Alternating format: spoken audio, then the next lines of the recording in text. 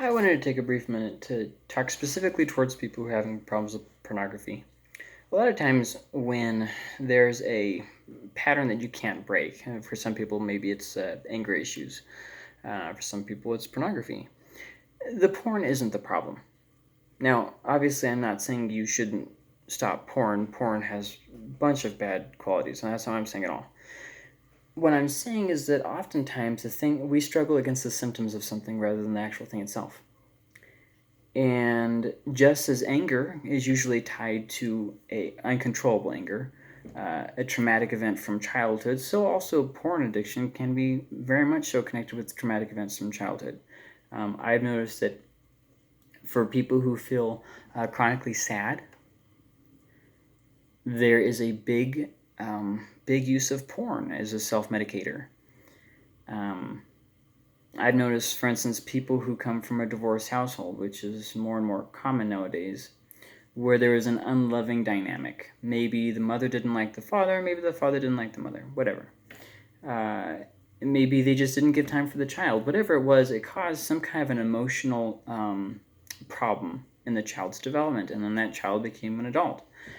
And without that clear, loving environment, and without acceptance, without, you know, that kind of thing, it's very common for something to fill the place where the love should have been. And one of the more common things that you see is porn, especially nowadays. So you feel sad and you do porn, and it gives you a high, but then afterwards it makes you feel sad because you're by yourself, and it makes you feel lonely. And so it doesn't really fix the problem, just kind of exacerbates it. And when I see people with a porn addiction, as I myself used to have, I don't try to get them to stop porn overnight. I tell them, oh, why don't you work on, wait 5 minutes before if you're gonna look at porn, just set a timer for 5 minutes. Or I say, hey, instead of looking at this, why don't you go for a softer version of porn? Because if they've worked this pattern into their lives, it's going to take a while. But then while they're doing that, I try and find out and help them to find out as well, obviously, um, why they have this draw. I mean, obviously, we all have the desire for sex, the desire for connection to other people.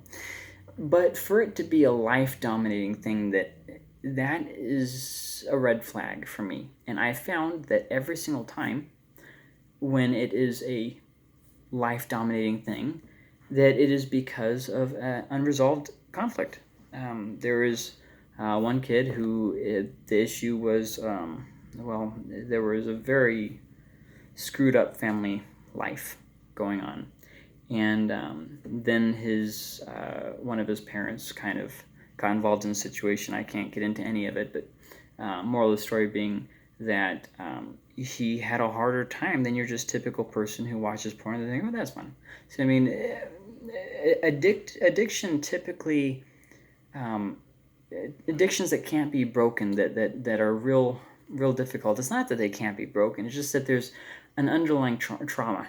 And if you, so long as you focus on the symptom, you'll never be able to fix it because it's just, oh, I messed up again. Oh, I'm worth nothing. I'm pointless. So just such a screw up. See what I mean? And it's, you need to fix the problem before you can even pay attention to the symptom. And I know that's not what a lot of people, especially religious people, like to hear, but that's the way it is. You can't ignore your mental and emotional part of your being and make this just a spiritual battle, because it's not. There's other things too. So I guess my challenge to you is if you're, once again, this video is specifically focusing on people with pornography. If you're having just one heck of a hard time, and maybe you've been watching my videos and you see all the different advice and stuff that I offer, and I still will come out with more of those, but maybe you just kind of feel yourself stuck in a place of, it just doesn't seem like I can get a one-up on this. Start being real with yourself and asking yourself, am I avoiding something? Am I avoiding an issue here? For me, I know very much so that it was an issue that I was having a hard time with, and it's definitely worth thinking about. And maybe I'm wrong. Just give it a thought.